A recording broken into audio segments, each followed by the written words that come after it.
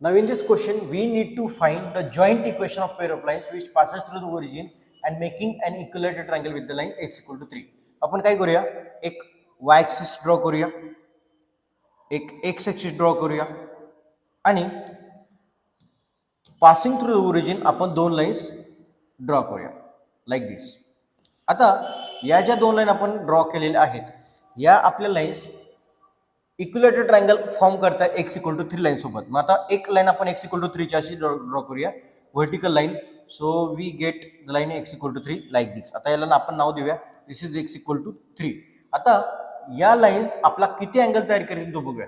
आता आपल्याला एक इक्विलेटरल ट्रायंगल तयार झालेला दिसतोय, त्यामुळे हा 60 डिग्री असेल, हा अँगल पण 60 डिग्री असेल आणि हा मोठा पण 60 असेल. म्हणजे इथून इथपर्यंत मी जर बघितलं तर हा 30 डिग्री आणि इकडे पण किती असेल आपलं 30 degree, but this is -30 degree आपण असं लिहू शकतो. टोटल अँगल आपला 6 डिग्री आला. आता एखादी लाइन जर ओरिजिन मधून पास होत असेल आणि तिने जर x एक्सिस सोबत थीटा अँगल तयार केला असेल तर या लाइनचा अँगल आपला स्लोप असतो tan ऑफ थीटा. मग आपल्या या फर्स्ट लाइनचा स्लोप आला tan ऑफ 30 डिग्री. आपण y is equal to m1x आणि y is equal to m2x असे दोन इक्वेशन लिहित असतो. आता y is equal to m1 म्हणजे काय tan 30.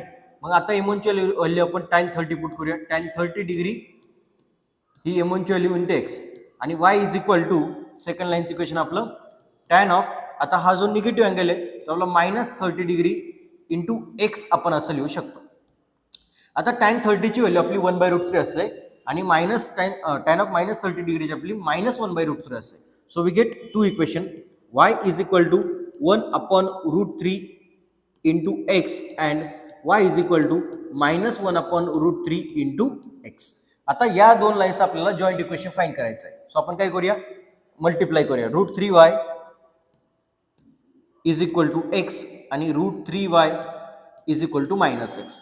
आता x जर √3y जर आपण तिकडे घेऊन गेलो तर आपल्याला भेटेल x -√3y is equal to 0 and x ला आपण इकडे घेऊन आलो तर आपल्याला भेटेल x plus √3y is equal to 0.